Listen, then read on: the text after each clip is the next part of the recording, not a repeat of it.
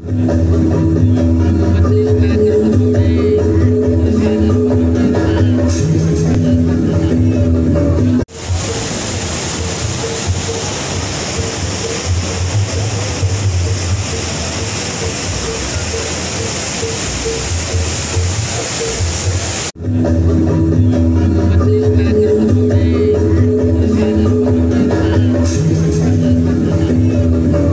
Gerak yang ada di wilayah Kabupaten Pekalongan dan dibangun pada zaman kolonial Belanda, tepatnya pada tahun 1930.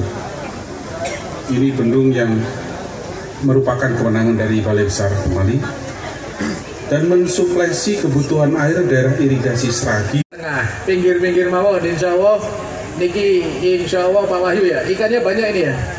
Pak Sirhan ada Pak Sirhan?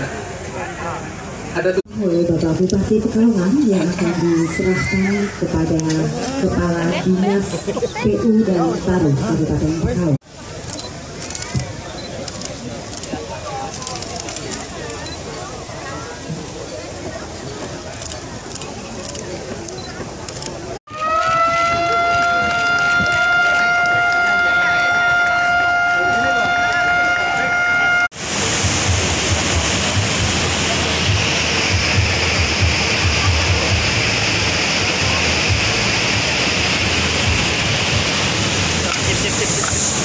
Bedahan Bendung Gembiro.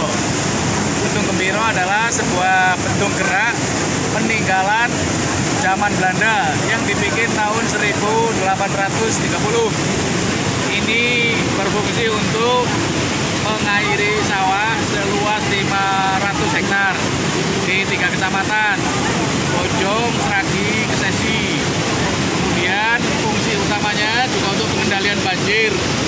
Oleh karena itu setiap tahun kita normalisasi, kita keruk lumpurnya, kemudian kita tebari ikan.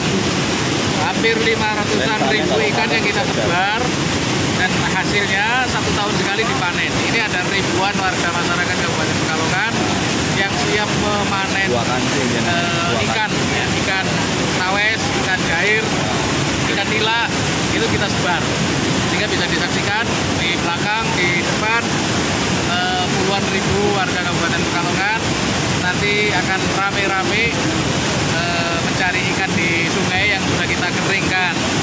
Saya berpesan agar hati-hati, tidak usah terlalu ke tengah, rezeki sudah ada yang ngatur, yang penting jaga keselamatan. Karena ini akan ada ratusan ribu ikan yang akan menepi, dan itu bisa dikonsumsi oleh masyarakat Kabupaten Pekalongan sekaligus meningkatkan presentasi gemar makan ikan. Karena Kabupaten Pekalongan ini masih 21% ya orang yang makan ikan. Ini akan kita tingkatkan menjadi sekitar 22%. Mudah-mudahan upaya ini bisa berhasil, jadi multifungsi. Ada multifungsi yang bisa kita laksanakan ketika membuka acara ritual pembukaan Bendung Gembiro di Kecamatan Kesesi, Kabupaten Pekalongan.